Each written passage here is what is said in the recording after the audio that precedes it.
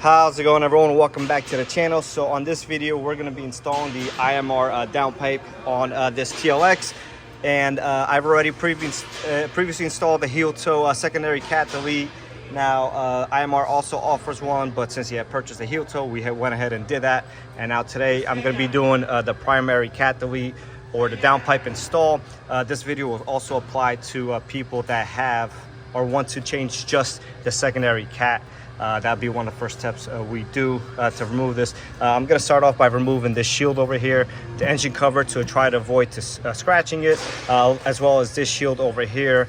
And I like to work with space, so I do some additional steps that help me out and try to avoid scratching as much stuff as possible. This stuff scratches real easy, and it's not a big deal, but aesthetically, you want to try to keep everything as nice as looking, especially since these cars, a lot of them are show cars and stuff like that, and you just want to take care of what you're doing. So we're going to go ahead and get started now. Like I said, I'm going to remove these two shields, this one, and then I'm going to be lifting up the car, removing the A pipe and some bolts down there that also secure the shield, and then dropping the car back down.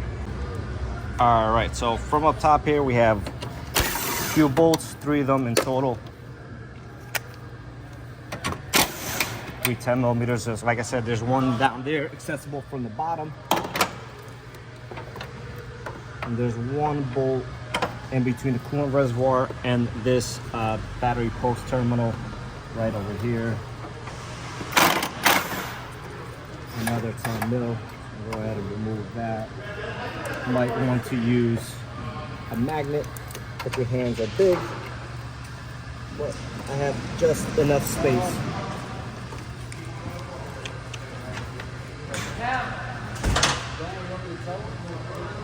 Next thing, there's a 12 right in between these hoses right in here, holding once again this bracket. I'm going to go ahead and remove that.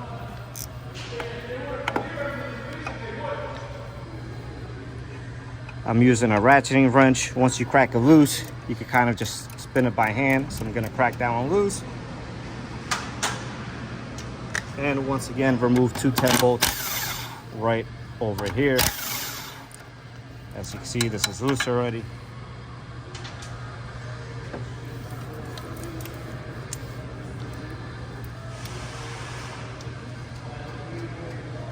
Just take your time, try not to drop anything.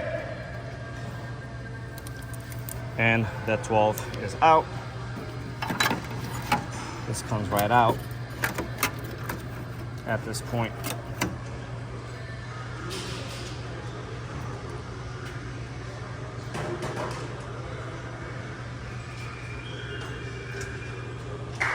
So now would be a good time to spray this bolt just a little bit. Might smoke up a little bit if the engine's still hot. And we are gonna go and raise up the car at this point. All right, like I stated before, I did previously install this htlp secondary cat delete.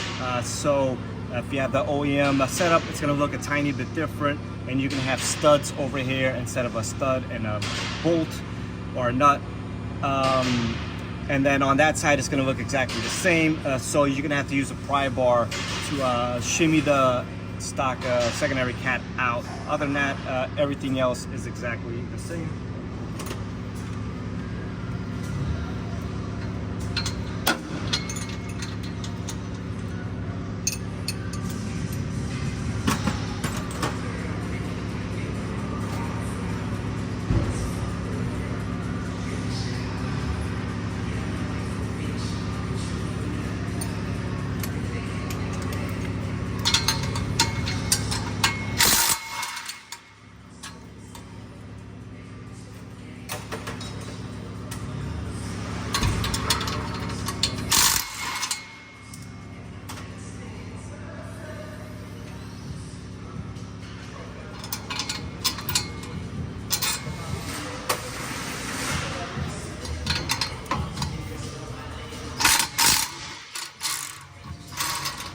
This is the second one I'm doing of the day. This one is straight pipe, so I got the muffler delete. The other one I did has the stock exhaust. I have clips of both.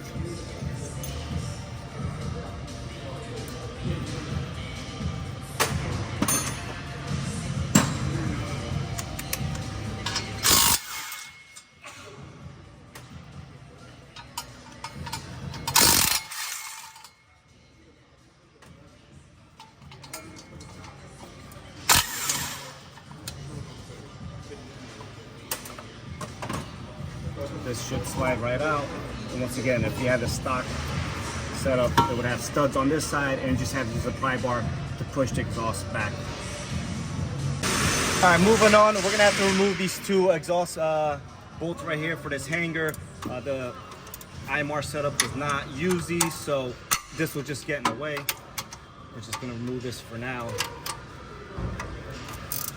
This is they're 12mm bolts.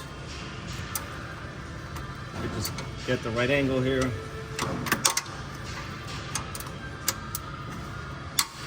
There you go.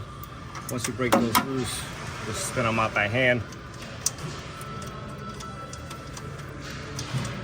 And this is a two-piece system. The IMR eliminates that and makes it just one long piece, and then you add the secondary cat to give you the option if you want to remove both or eliminate both or just the one. I think if you're doing the primary cat, you're most likely doing the secondary one as well, but it might not be the case for everyone. For this next part, you're going to need a swivel 12 with a long extension, pretty long. This is about a 2-foot extension and a 3/8 longer ratchet to put some leverage in there.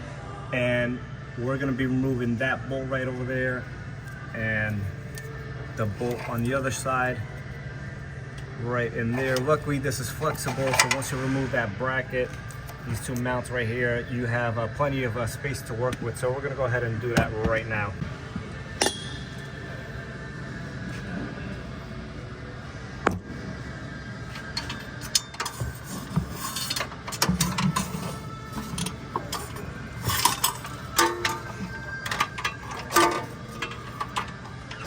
And these arms pretty tight, so that's why I said you should use a longer 3/8 ratchet. Once you do break them loose, you could just use some sort of power tool to remove them.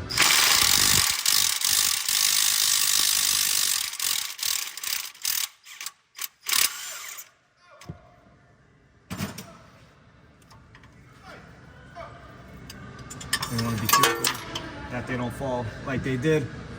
If they do, you're just gonna have to look for it with a magnet. You don't want to leave that in there. No big deal, just make sure you don't leave it in there.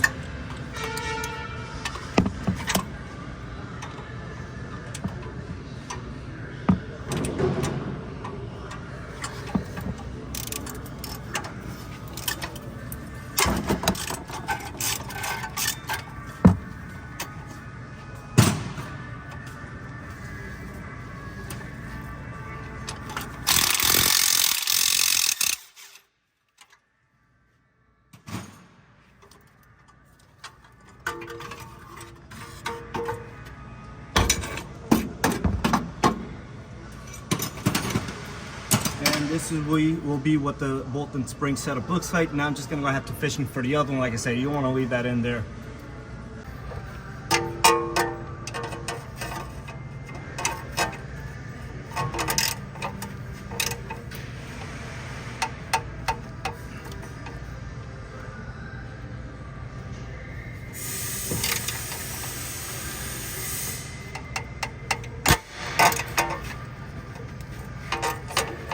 Pretty good. You lose a lot of leverage too with this really long extension.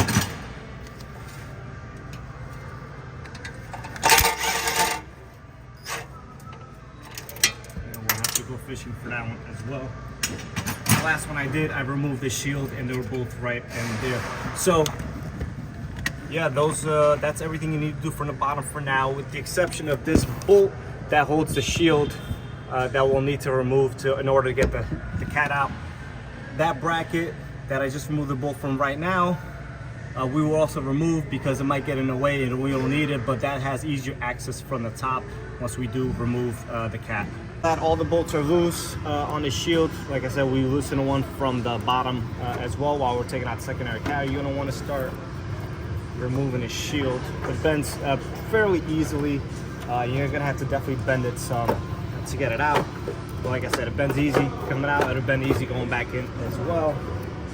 Kind of shimmy it and work it around that O2 sensor back there.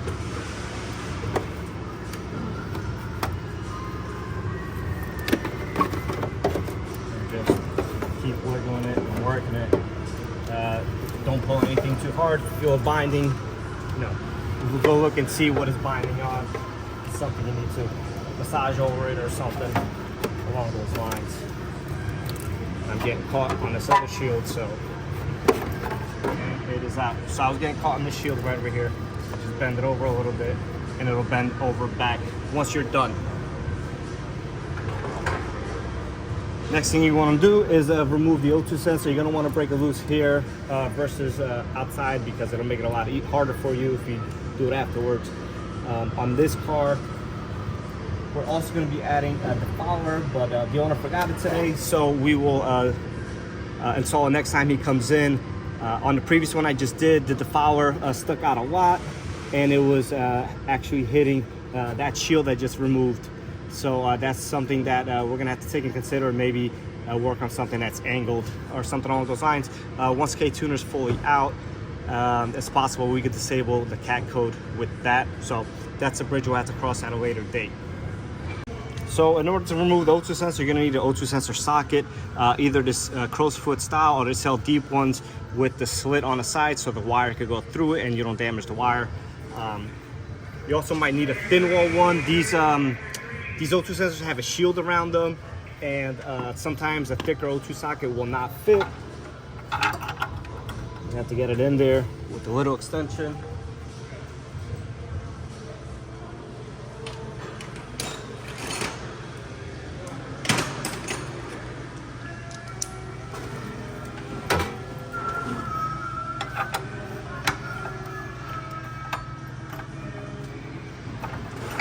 And typically these aren't too tight.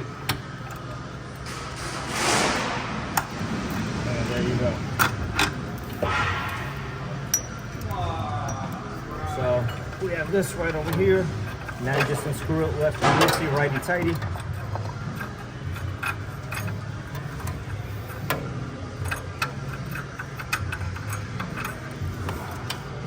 And that's the shield I was talking about. Sometimes this one looks like it could take a thicker socket, but sometimes they can't. And you know, just got to play around with it. Take this out the holder and just simply unplug it. So this is one of the few bolts you'll see on a Honda or Acura. That's a 13 millimeter.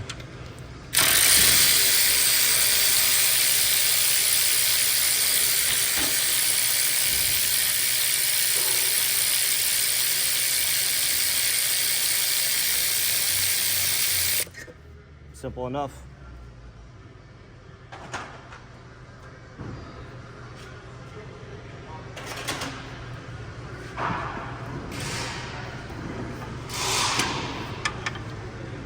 Crack that loose, spread the clamp open, and that is that.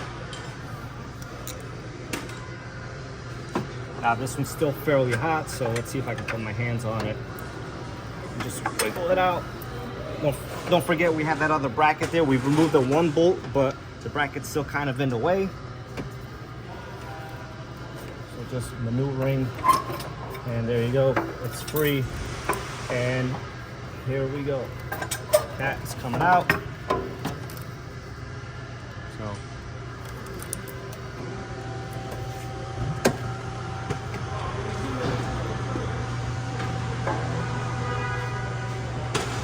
So you do have this gasket over here, so either replace it or make sure you don't lose it. Very important. Like I said, these cars are all fairly newer at this point, so, and it didn't come with the new one.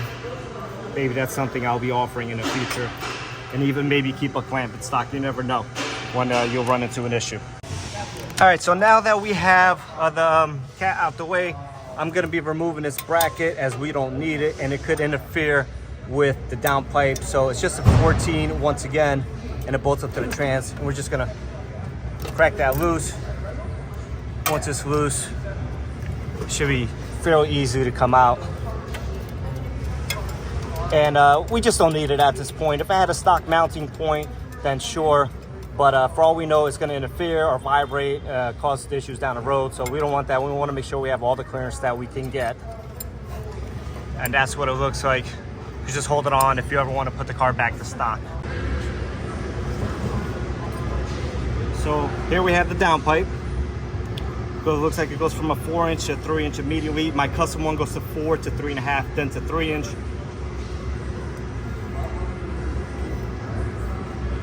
And you're just simply gonna start at the top, slide it down. There's plenty of clearance now. The OEM cat's huge. This is a lot smaller in diameter.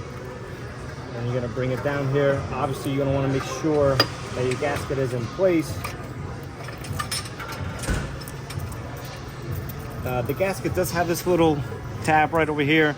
Since I'm moving the clamp over, just so it can look better, I'm gonna position it at a 9 o'clock position or so. What I did, I was trying to tap it, didn't work, so I just loosened a tiny bit more. I shook the cat around and I got it to move to an ideal position. Now I'm just gonna make this snug. I'm not gonna tighten it all the way at this point. I wanna make sure everything lines up down there with the secondary pipe. I'll make that snug, then I'll come back up here and tighten all this up. I wanna make sure this is my first point of being tight, because I wanna make sure this is as flat as possible and laying this natural position with the turbo. All right, so I installed this just off camera real quick, just because it was easier to work with as much space as possible. But essentially you're gonna have a bolt and nut setup over here and a bolt and nut setup over here. I'm not sure why the bolts are different from the front to the rear, but in my opinion, these are a little bit too small. So I don't know who sent these. If it was IMR or if it was heel toe, but regardless, this is what we have. So this is what we're gonna use.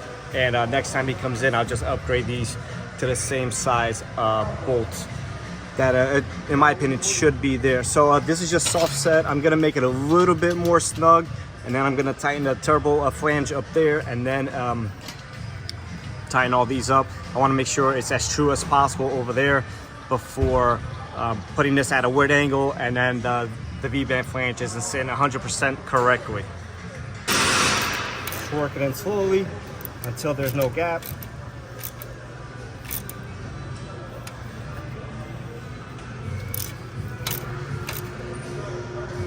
And you are done. So that's what it should look like. When we started with the stock cat, the bolt was over here, and I just think it looks a little silly, so I just moved it over there just to make it aesthetically look a little bit more pleasing. So now we're gonna put the shield back on, add the secondary shield over here, put the stock cover back on, then install the O2 sensor. Once again, he forgot the defiler at home, and on the previous car I did have some issues clearing between the O2 sensor defiler and the shield. So that's something maybe IMR wants to take a look at, or maybe supply their own 90-degree defiler or something like that. But in the meantime, we're gonna work with what we have. I'm installing the shield slowly. Do not force anything. There's a lot of hoses, a lot of sensors, a lot of connectors. You don't want to be forcing any of this stuff. Slowly but surely, it'll make itself back in. One of those things you need to practice some patience with.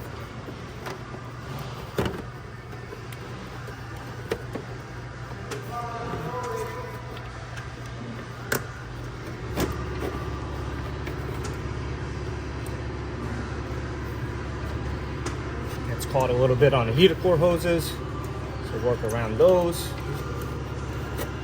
slowly but surely. Once again, we will make it back in there.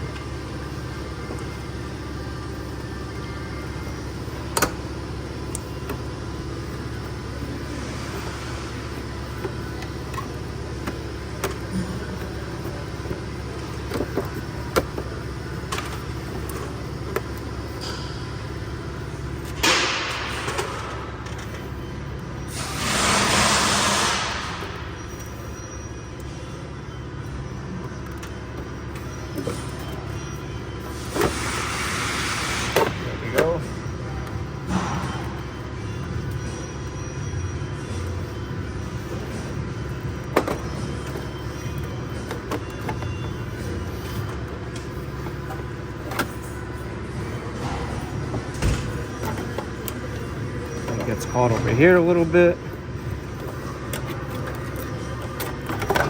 and it's basically in place. Now we just have to bolt it up.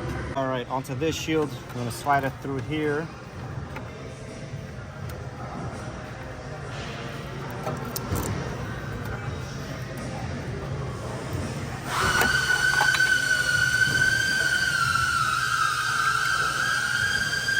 So 10 millimeters here.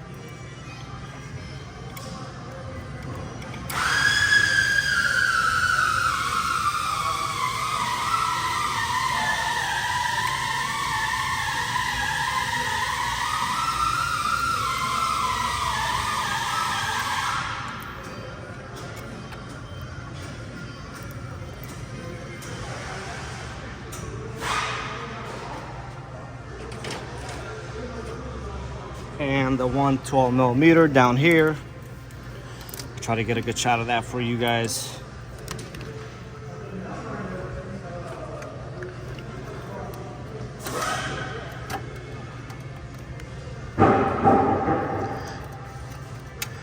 And of course it's hard to see in there, but it is in there. You can see a little bit better now. That bolt right in there. Of course the light blocks it, but it's in there.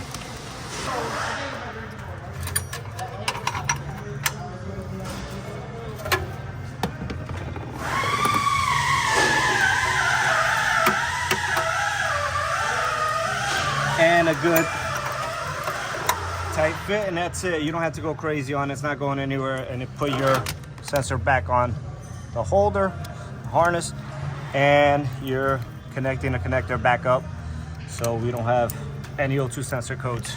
So now we're gonna go install the cover.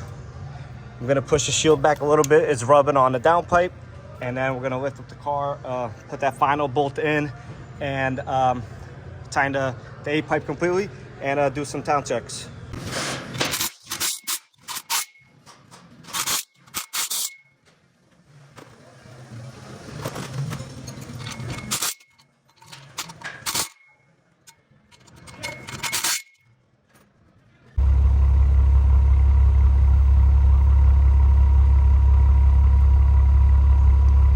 Rev it.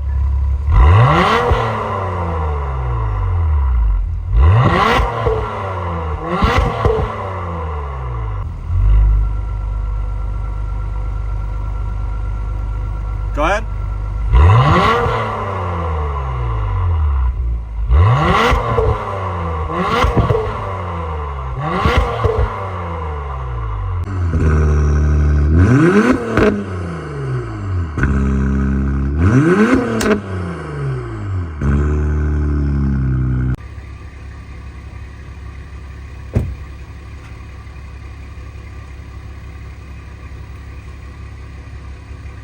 Go ahead.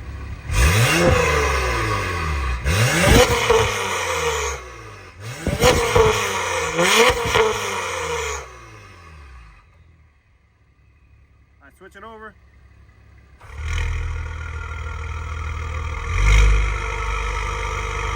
What?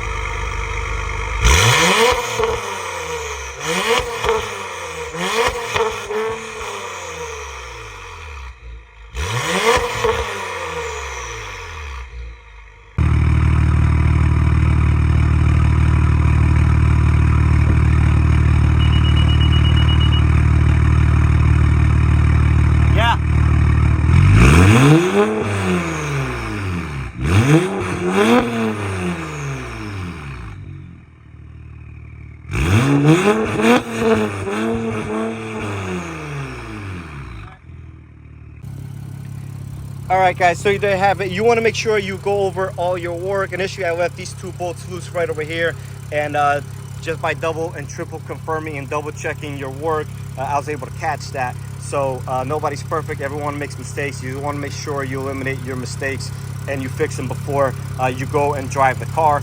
So just something I want to say real quick. Downpipe fits really good in my opinion. I had no issues installing it. My only issue I would say is the placement of the O2 sensor. Maybe IMR wants to rethink the position of it, or possibly send the followers out with the downpipe itself, or sell it as an option. I think it would be definitely essential in my opinion. This car has a stock go-to sensor, but on the one I just previously did, we added the follower and the sensor was hitting that shield back there. I don't like removing the shields. In fact, I wish this downpipe accommodated the OEM shields, as I think it's important. Even mine doesn't have it, but they are important in my opinion. Like I said, the quality is really, really good. I had no problems with that or the htlp secondary cat delete. Hopefully this video helps you guys in making your decision with different decibel sounds and different tones. This car definitely has a more deeper tone versus the car with the stock exhaust, which is a little bit more raspy, which sounds really, really great as well. Sounds identical to my car. And you know, hopefully this video was instructive enough for you guys, and you guys could go into this knowing what you're going into, and you don't have to run into an issue of not having a right tool or anything like that at your disposal. So with that being said, guys, please make sure you like, comment, and subscribe, and make sure if you guys have any questions, feel free to reach out to me either in the comment section or on Instagram, same handle at Honda Mobile Mechanic.